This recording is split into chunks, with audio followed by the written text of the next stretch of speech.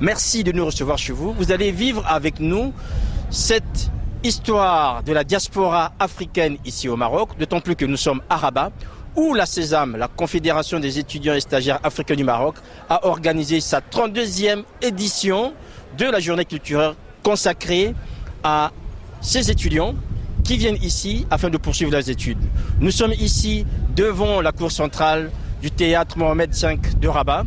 Tel que vous avez vu aujourd'hui, les communautés africaines ici au Maroc s'organisent.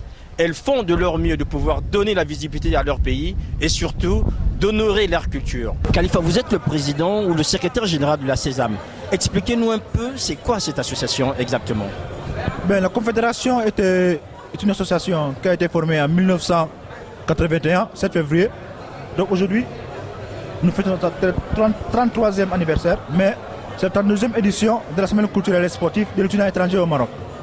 Semaine culturelle et sportive parce que depuis 32 ans, on commence chaque année, pendant les vacances de printemps, cette semaine qui va rassembler tous les étudiants qui viennent de différents pays, mais qui étudient ici au Maroc, mais aussi dans différentes régions du Maroc.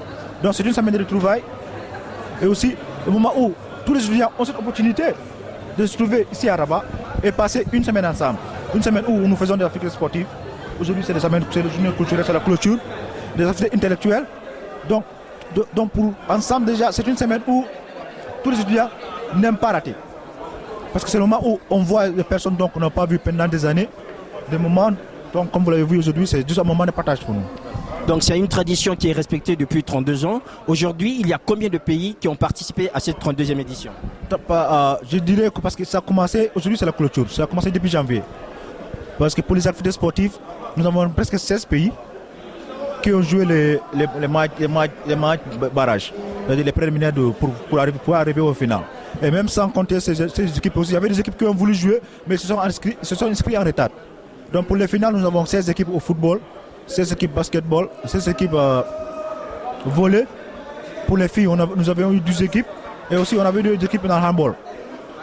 Donc du coup, si vous me demandez, il y a combien d'équipes qui ont participé pour la semaine culturelle sportive, je vous dis c'est tous les pays qui sont ici. C'est-à-dire pas seulement les pays africains, parce que les pays africains, nous en avons 37.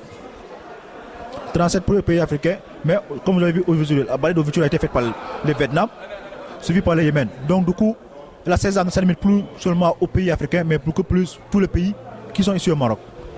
Quotidiennement, c'est quoi l'activité en fait de la CESAM? Je dirais que c'est un boulot à temps plein.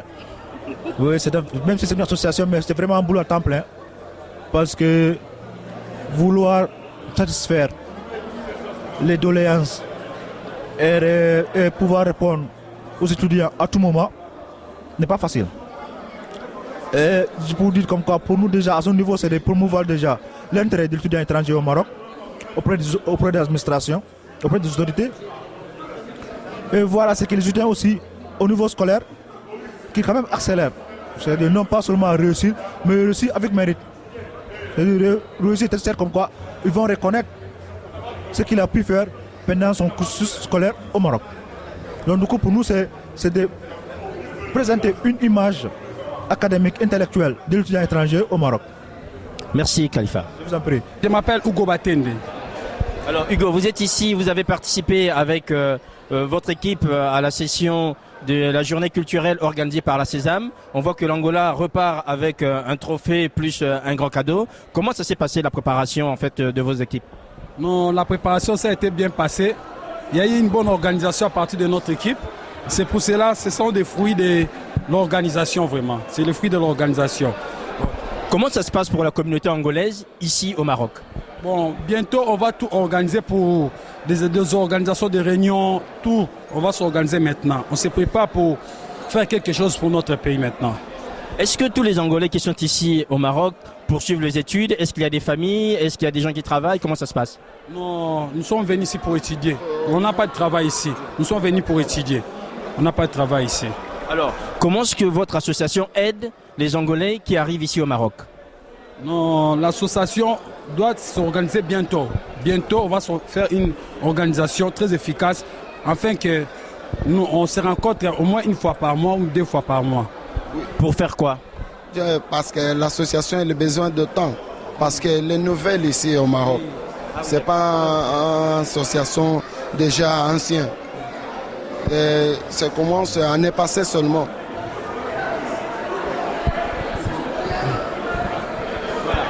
Qu'est-ce que vous faites comme études tous les deux? Oui, moi j'ai étudié à l'Institut de peinture. Moi j'ai fait la peinture ici, l'Institut supérieur de peinture. Ok. Je suis fait le développement informatique 12e année. Oui. Est-ce qu'il y a dans la communauté angolaise des garçons ou des filles qui aussi font des études? Oui, nous sommes beaucoup ici. Il y a des filles et des garçons, nous sommes beaucoup ici. Il y a beaucoup des Angolais ici. Mais le problème est qu'on ne se rencontre pas souvent. C'est ça, nous sommes un peu dispersés. Alors cette fois-ci, on va se rencontrer tout, on va se parler maintenant. Alors maintenant, je vais poser la question, c'est toi qui tiens la coupe. Pour l'année prochaine, est-ce que vous allez avoir la première coupe puisque ce sont les Gabonais qui ont eu la première coupe? Non, l'année prochaine, oui. C'est nous. Oui, on va faire l'effort. On va multiplier encore les efforts pour prendre les coupes alors.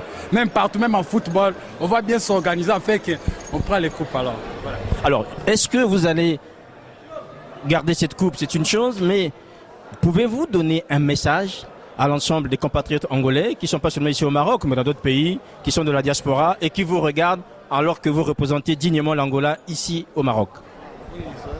Alors, je lance le message à tous les étudiants angolais qui sont au Maroc. Nous sommes venus ici pour étudier, non pour blaguer, car c'est nous qui sommes l'avenir de notre pays. Alors, il faut faire l'effort, on doit se mettre debout pour étudier, pour préparer l'avenir de demain. C'est ça pour notre pays, ce que je peux dire. Portugais? Deixo uma mensagem para todos os angolanos que estão aqui em Marrocos. Sabe-se que a comunidade angolana aqui em Marrocos só veio para estudar, aumentar os conhecimentos, isso para evoluir o nosso país. A mensagem que eu deixo é para que os meus irmãos e os meus colegas continuem a lutar por um bom futuro de Angola. Angola, bravo. Oui, Angola. La lutte continue, la victoire est certaine. A vitória é certa.